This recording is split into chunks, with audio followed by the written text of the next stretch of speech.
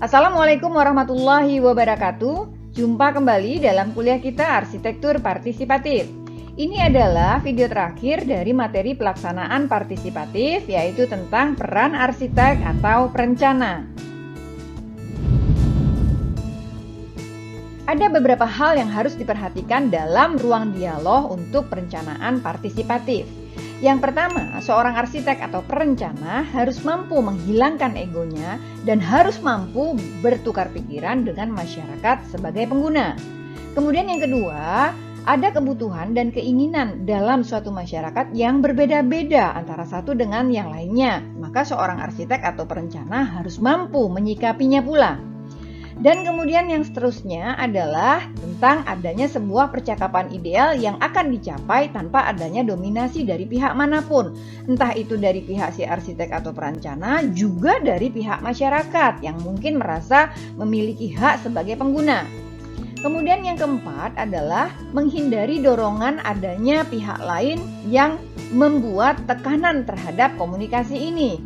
Ini dalam rangka untuk mencapai saling pengertian dalam mencapai kesepakatan bersama. Kemudian yang terakhir adalah dalam ruang dialog ini harus secara rasional dapat memperoleh tujuan-tujuan yang diinginkan bersama. Lalu bagaimana peran arsitek atau perencana?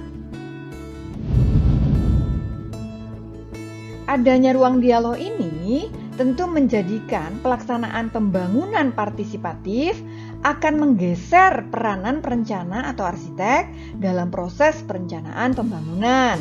Juga akan mempengaruhi pekerjaan profesi perencana terkait teori dan praktek pelaksanaannya di lapangan.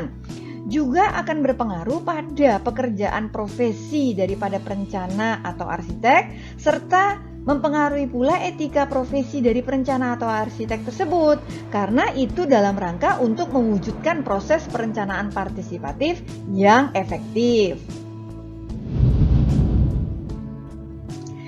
Yang perlu diingat atau diperhatikan adalah tantangan sebagai arsitek atau perencana, bahwa arsitektur yang tercatat di sejarah selama ini hanya atau banyak berpikir tentang kemegahan semata. Kemudian ada sebuah paradigma studi arsitektur yang lebih mengarah kepada kemewahan, hal-hal yang besar, tanpa pernah merangkul kalangan bawah. Nah, padahal perlu sebuah upaya ini untuk menguak dan meluruskan kembali bahwa ada sebuah pemahaman mengenai arsitektur dapat dipelajari oleh semua kalangan. Nah, ini dikenal dengan arsitektur populis, yaitu studi atau sebuah perencanaan arsitektur yang dalam ranah ini dapat membangun tempat berteduh yang diperuntukkan juga bagi rakyat menengah ke bawah. Tantangan terhadap pemahaman arsitektur populis ini juga melahirkan sebuah pemahaman terhadap seorang arsitek yang tidak hanya sebagai seorang arsitek, tapi juga sebagai arsitek partisipatif. Yang pertama, bahwa arsitek atau perencana tidak hanya berpikir tentang masalah perancangan itu semata, tapi juga memikirkan bagaimana memposisikan masyarakat, terutama masyarakat pengguna sebagai subjek dengan melibatkannya dalam proses perancangan itu sendiri. Kemudian yang kedua, arsitektur juga untuk rakyat, bahwa arsitektur tidak terbatas hanya pada perancangan fisik saja, melainkan juga perancangan sosial yang berorientasi pada proses. Kemudian yang ketiga, proses ini merupakan kombinasi antara self-conscious tradition yang menekankan pada otoritas arsitek dan juga unself-conscious tradition yang menekankan pada otoritas daripada rakyatnya. Nah, inilah kemudian ada sebuah quote yang sangat populer, yaitu not just built for the people, but also built with the people. Dengan demikian, peran seorang arsitek partisipatif tidak lagi sebagai pendeta yang secara kosmologis punya wewenang untuk mengubah kosmos dengan memandang arsitektur sebagai model surgawi. Ya, jadi tidak menganggap bahwa yang paling baik, yang paling penting adalah hasil daripada desainnya, bahwa dia adalah seorang master builders yang memiliki individualistis dalam kreativitas rancangannya. Jadi seorang arsitek partisipatif tidak demikian, ya. Kemudian yang kedua, seorang arsitek partisipatif itu lebih bersifat sebagai fasilitator. Nah, dia dapat menampung pembicaraan yang terjadi dan menjamin bahwa kaum marginalitas, kaum yang selama ini seringkali dilupakan, diabaikan dalam setiap pembangunan, itu mendapat kesempatan untuk didengar suaranya. Kemudian mereka juga bisa memiliki gagasan-gagasan yang lebih demokratis, yang mana ide-ide atau gagasan-gagasan mereka itu lahir dari pengertian dan pemahaman yang diperolehnya dari para si arsitek partisipatif yang telah memberikannya dalam setiap komunikasi. Nah, itu sebabnya peran arsitek adalah sebagai fasilitator. Apa saja peran dari seorang fasilitator? Sebagai pembimbing, sebagai inovator, ya. Jadi dia melakukan pembimbingan kepada masyarakat, kemudian memberikan masukan-masukan, pengetahuan-pengetahuan, mengajarkannya, mengajaknya, kemudian juga memberikan rangsangan-rangsangan untuk memberikan rasa inovasi kepada masyarakat. Kemudian dia juga bisa menjadi inisiator. Jadi misalnya masyarakat pengen begini, dipicu. Bisa nggak dengan cara ini masyarakat? Bapak-bapak, ibu-ibu, gimana kalau kita melakukan ini? Bisa nggak kira-kira kampung kita melakukan hal yang demikian misalnya? Dan juga memiliki sebuah fungsi sebagai dinamisator. Seorang arsitek partisipatif harus mampu menggerakkan, mendorong, dan memotivasi masyarakat untuk mau dan mampu melakukan kegiatan partisipasi tersebut. Dan selanjutnya, fungsi daripada fasilitator adalah seorang komunikator. Seorang arsitek partisipatif harus mampu melakukan komunikasi yang baik, komunikasi yang tepat dalam rangka untuk menyatukan berbagai pendapat dari berbagai pihak dan banyak keinginan-keinginan, kebutuhan yang bermunculan pada saat dilakukannya ruang dialog tersebut.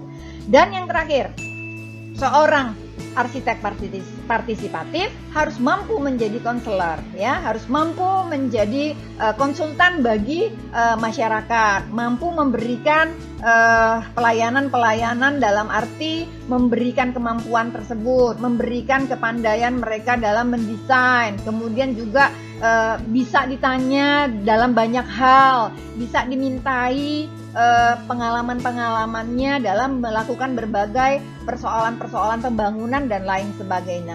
Ini yang menjadi hal yang penting untuk menjadi seorang arsitek partisipatif. Nah, dengan demikian, seorang arsitek partisipatif harus memiliki visi yang sangat khas, visi yang sangat spesifik. Jadi tidak seperti arsitek pada umumnya, bahwa ia harus memiliki visi kemasyarakatan, bahwa ia berpikir untuk masyarakat, bahwa ia berpikir tentang masyarakat, ya. Kemudian bagaimana caranya? Menghormati tradisi, menghormati budaya, menghormati pengetahuan dan keahlian masyarakat dan dalam hal rancang bangun, ya. Mengapa? Karena biasanya seorang arsitek bisa saja tidak mengetahui apa yang sebetulnya tepat dilakukan untuk wilayah yang akan dibangun. Misalnya wilayah yang akan dibangun adalah wilayah pinggir sungai. Kemudian bagaimana kemudian pelaksanaan pembangunannya, menggunakan fondasi yang seperti apa? Bukan tidak mungkin masyarakat yang ada di dalamnya malah justru lebih paham, lebih tahu daripada si arsitek itu sendiri. Oh, biasanya kami di sini pakai ini saja, Pak, cerucuk yang dengan ukuran sekian. Oh, dengan konsep yang seperti ini saja, Pak, karena di sini sebabnya kandungan pasirnya tinggi sehingga kemampuan mengikat fondasi lebih kuat misalnya. Itu diketahui oleh mereka karena mereka punya pengalaman. Nah, ini seorang arsitek partisipatif harus percaya bahwa mereka mampu melaksanakan kegiatan partisipatif tersebut.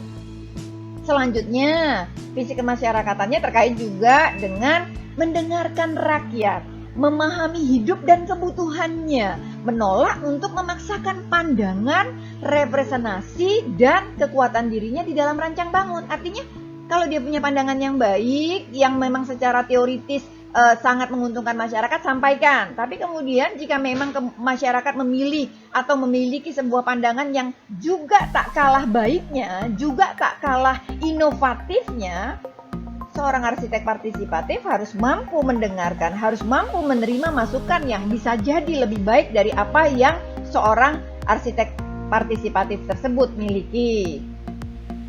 Selanjutnya, visinya adalah peduli terhadap aspek psikologis penghuni dan juga dimensi sosiokultural dan pengembangan hunian. Jadi dia harus paham, harus mengerti bagaimana kondisi masyarakat di situ, bagaimana situasi atau sistem komunikasi yang ada di masyarakat itu, bagaimana hubungan keterkaitan antara satu dengan yang lainnya dalam masyarakat itu.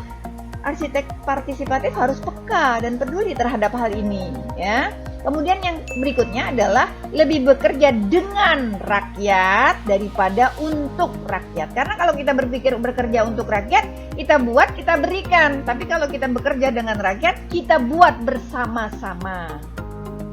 Akibat visi yang dimiliki oleh seorang arsitek partisipatif ini, mereka biasanya bekerja lebih kepada kepuasan, lebih untuk mencapai kepuasan daripada sekedar untuk uang. Meskipun kemudian uang akan mengikutinya dalam konteks ketika mereka telah berpengalaman dan mengetahui dari mana mereka bisa mendapatkannya tentu. Kemudian yang kedua, lebih sebagai respon terhadap masalah-masalah atau situasi-situasi sosial dalam sebuah kelompok masyarakat, daripada sebagai pemenuhan kepada egonya bahwa dia mampu, dia pintar, dia hebat dalam mendesain. Jadi dia lebih peduli terhadap masalah sosial untuk merencanakan sesuatu di dalam sebuah lingkungan.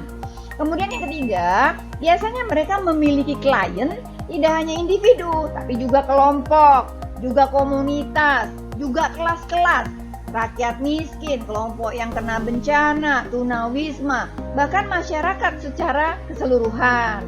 Nah, mereka juga bekerja lebih kepada kaum tunawisma maupun miskin hunian. Ini yang paling mendapat perhatian dari mereka karena rasa peduli sosial mereka yang tinggi tadi. Dan selanjutnya, mereka biasanya terlibat dalam perbaikan kampung miskin kota, rekonstruksi pasca bencana, dan perbaikan desa. Selanjutnya, komitmen daripada arsitek partisipatif, mereka melakukan perjuangan kreativitas tidak dalam rangka hanya untuk mencari bentuk semata. Mereka melakukan doing more with less, kemudian mereka seeing big in small, artinya mereka melakukan upaya-upaya penggalian sumber daya dari rakyat dan dari lingkungan-lingkungan itu sendiri, sebelum mencari keluar daripada lingkungan tersebut. Mereka bekerja tidak sebatas menangani gejala, tapi juga melakukan upaya penanganan terhadap akar masalah. Mereka tahu bahwa kemiskinan adalah gejala dan ketidakadilan adalah sebuah masalah. Kemudian yang berikutnya, mereka selalu merasa dalam proses belajar. Mereka tidak merasa yang paling tahu. Mereka tidak pernah merasa cukup. Di sebuah lingkungan mereka sudah punya pengalaman, di lingkungan berikutnya mereka merasa perlu untuk menggali kembali pengalaman yang lain. Kemudian yang selanjutnya, pekerjaannya tidak selalu menyediakan, tapi juga memfasilitasi. Nah, ini yang paling penting karena mereka adalah fasilitator. Kemudian mereka juga berkomitmen untuk biaya-biaya pembangunan yang murah, jadi tidak harus yang mahal. Karena sophisticated bisa saja dapat dilakukan dari barang-barang atau dari material-material yang murah atau dari cara pengerjaan yang sederhana justru. Kemudian mereka melakukan dengan cara teknologi tepat guna, dengan kearifan lokal yang kontekstual. Dan selanjutnya mereka juga memperhatikan iklim, mereka juga memperhatikan lingkungan dan berkomitmen terhadap pembangunan yang berkelanjutan. Setelah komitmen, selanjutnya etos kerja mereka. Bagaimana etosnya? Yang pertama, mereka tidak bangga dengan apa yang dilakukan, tetapi menjadi sebab dari apa yang harus dilakukan. Kemudian mereka bukan individu, tapi tim. Jadi mereka tidak merasa bahwa aku harus bekerja sendiri, tapi mereka akan membawa rekan-rekannya, membawa perasaan bersama dalam sebuah lingkungan masyarakat sehingga mereka mampu bekerja secara tim, secara bersama-sama. Nah, mereka bekerja bersama dengan ruh kebersamaan, ini yang menjadi sebuah etos yang kuat di dalam lingkungan mereka. Sinergi merupakan mantra mereka. Multidisipliner adalah dalam rangka untuk melihat keahlian dan karakter mereka. Jadi bukan berarti hanya diri mereka sendiri yang punya ilmu, tapi berbagai ilmu itulah harus diwadahi, harus disinergikan. Kemudian mereka bukan penyedia jasa, melainkan pemberdaya. Itulah visi mereka. Kemudian proyek kecil adalah pijakan untuk belajar. Jadi ada upscaling dan citywide adalah tujuan daripada kegiatan atau pekerjaan mereka. Selanjutnya, mereka bertindak lokal tapi berpikir global. Ruang semestanya mikro juga iya, makro juga iya. Dan selanjutnya, mereka memimpikan perubahan sistem. Mereka memimpikan kemapanan. Mereka juga mereformasi persepsi dan prakteknya. Jadi artinya mereka menginginkan sebuah perubahan. Sebuah perubahan terutama bagi masyarakat-masyarakat yang termarginalkan, ya. Kemudian yang terakhir, mereka tidak terlatih secara formal, kadang justru berasal dari komunitas. Jadi seorang arsitek partisipatif biasanya penting melakukan hubungan sosial mereka dengan banyak orang, dengan banyak lingkungan, dengan banyak masyarakat agar mampu peka terhadap permasalahan sosial mereka, agar peka merasakan ketidakadilan yang mereka rasakan. Apa yang mereka butuhkan dalam rangka komitmen etos kerja ini? Dalam pembangunan tentunya. Perlu mata yang besar untuk mengobservasi, untuk mengidentifikasi, untuk menyelidiki, ya. Big eyes for observing. Kemudian big ears for listening. Artinya mereka mampu mendengar. Tidak melulu mereka yang bicara, tapi beri kesempatan orang-orang atau masyarakat untuk menyampaikan aspirasinya. Mendengarkan banyak orang, kemudian mencoba merangkaikan, kemudian coba memberikan usulan atau pendapat, ya. Kemudian memiliki big helping hands. Mereka juga senang membantu, senang memberikan pemahaman, pengertian, pengetahuan kepada masyarakat, kemudian memberikan solusi, kemudian memberikan masukan-masukan, ya. Mereka juga mempunyai big feet for walking. Jadi mereka harus bisa memiliki rasa kebersamaan bersama masyarakat dengan bersama-sama, dengan terus mengikuti kegiatan-kegiatan masyarakat, bergaul dengan masyarakat, mau berjalan ke sana kemari untuk mengetahui aspirasi atau permasalahan-permasalahan dalam pembangunan terutama pada masyarakat yang termarginalkan. Lalu bagaimana tentang etika profesi seorang arsitek partisipatif? Sujarto menyatakan bahwa hal penting dalam etika profesi dalam kegiatan pelaksanaan pembangunan partisipatif pada dasarnya adalah memerlukan tanggung jawab dari seorang arsitek atau seorang perencana. Tanggung jawabnya kepada masyarakat bahwa menghasilkan suatu karya perencanaan untuk kepentingan masyarakat secara adil.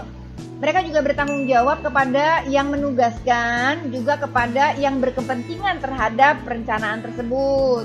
Kemudian mereka secara objektif dan jujur menerima penugasan ini, ya, baik itu dari atasan maupun pemberi tugas. Dan selanjutnya juga ada tanggung jawab kesejawatan, artinya bisa saling menghormati, saling menghargai profesi-profesi dari rekan-rekan sejawat. Selanjutnya yang terakhir adalah tanggung jawab pada dirinya sendiri. Bagaimana mereka berusaha untuk memenuhi integritas dan kemampuan serta profesionalitas mereka. Selanjutnya, Komisi American Institute of Certificate Planner juga menyampaikan beberapa hal tentang etika profesi ini. Yang pertama, yaitu bahwa seorang perencana atau pejabat perencanaan publik harus memiliki kewajiban utama, yaitu melayani kepentingan umum. Jadi bukan kepentingan sepihak. Kemudian yang berikutnya adalah harus mengetahui hak warga untuk mempengaruhi keputusan perencanaan yang mempengaruhi kesejahteraannya. Kemudian yang ketiga, harus mengakui dan mempunyai perhatian khusus pada yang sifat-sifat yang komprehensif dan jangka panjang dari keputusan-keputusan dari perencanaan tersebut. Kemudian yang selanjutnya adalah harus berusaha keras untuk memperluas pilihan dan kesempatan bagi semua orang. Jadi berikan kesempatan sebanyak-banyaknya pada masyarakat untuk memberikan masukannya mau seperti apa ya. Kemudian yang selanjutnya adalah harus memudahkan koordinasi. Jadi bukannya mempersulit, bukannya kemudian karena ada situasi yang sulit kemudian yang ini diabaikan, yang ini ditinggalkan, tapi bagaimana kemudian semua bisa dilakukan dengan baik dan benar sesuai dengan perencanaan. Kemudian yang keenam yaitu etika, di mana harus memberikan pelayanan perencanaan yang menyeluruh dan terus-menerus. Jadi tidak berhenti pada satu kegiatan saja. Kenapa? Karena ini dalam rangka untuk keberlanjutan program. Jangan sampai kemudian setelah dilakukan sebuah pelaksanaan kegiatan, terus kemudian diabaikan. Kemudian masyarakat tidak lagi melakukan sebuah pengendalian atau kemudian hanya dimanfaatkan tapi tidak ada sebuah perawatan dan lain sebagainya. Jadi penting sekali untuk melakukannya secara terus-menerus dalam rangka keberlanjutan program atau pemberdayaan yang berkelanjutan. Kemudian yang berikutnya, harus tidak secara langsung maupun tidak langsung meminta atau menerima pemberian dari beberapa pihak yang dilakukan dalam rangka untuk mempengaruhi kinerja atau kemampuan kita bersikap adil terhadap seluruh masyarakat ya. Kemudian yang kedelapan, tidak membocorkan atau menggunakan secara tidak benar informasi rahasia dari sebuah masyarakat, sebuah lingkungan atau rahasia apapun yang tidak boleh dikeluarkan ya. Kemudian yang kesembilan, menjamin bahwa laporan-laporan dan catatan-catatan dari Badan Perencanaan Publik terbuka secara bersama-sama bagi semua anggota masyarakat. Dan yang terakhir adalah harus menghormati kode etik dan panduan profesional yang telah ditentukan oleh beberapa penyelenggara etika profesi dan lain sebagainya. Ini terkait untuk praktek-praktek perencanaan. Nah, kita telah sampai pada bagian akhir dari cerita kita tentang pelaksanaan partisipatif. Bagaimana kemudian tentang metode pelaksanaannya, kemudian tahapan pelaksanaan daripada partisipatif tersebut? Saksikan terus video-video selanjutnya. Assalamualaikum warahmatullahi wabarakatuh.